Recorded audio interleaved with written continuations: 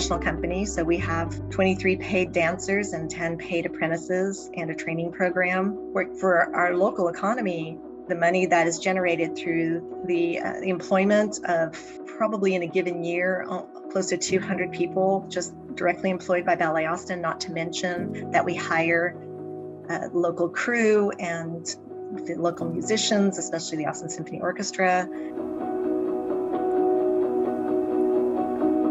It's a pretty vibrant cultural arts community, not to mention all the music as well.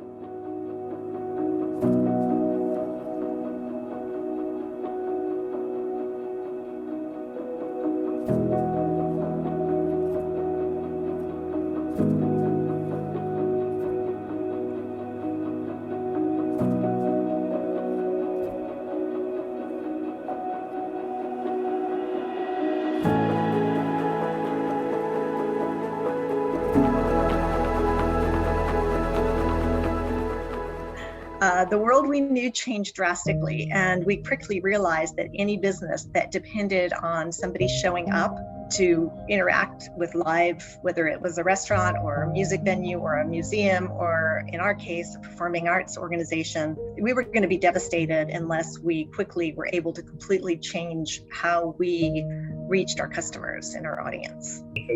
Some people could work from home remotely and it didn't affect their job at all. And for other people, like live art, when you're not allowed to actually perform live, then now what?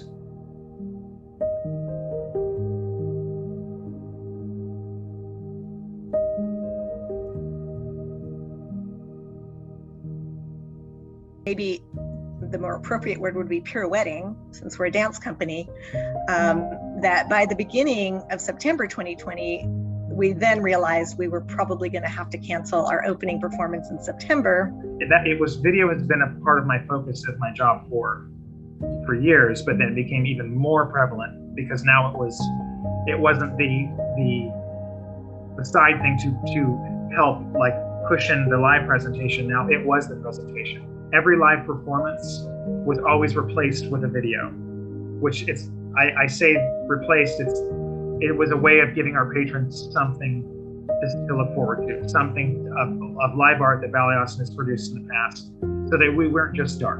As far as the academy and whatnot, a lot of them were replaced, so they were holding Zoom classes via Zoom, just like how you and I are having our discussion. So the teachers are hosting 15, 20 dancers at a time, and they were actually teaching them a class.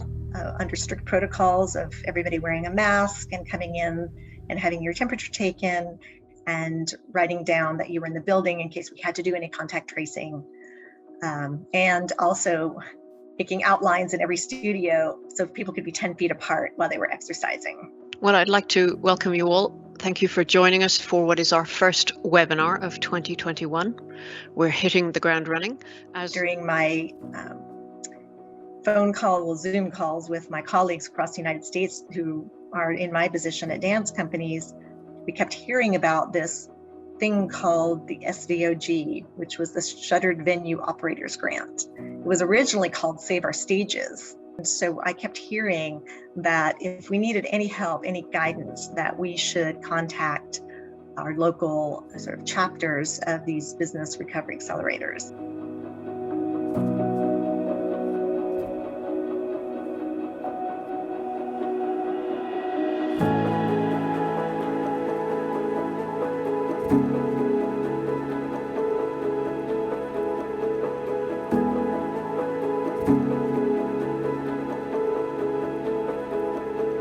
The time comes for us to sort of get back to somewhat of a normal performing season, we will have the resources to pay for all the things that we need to pay for. Most people who are trying to run a small business have enough on their plate just trying to run that business.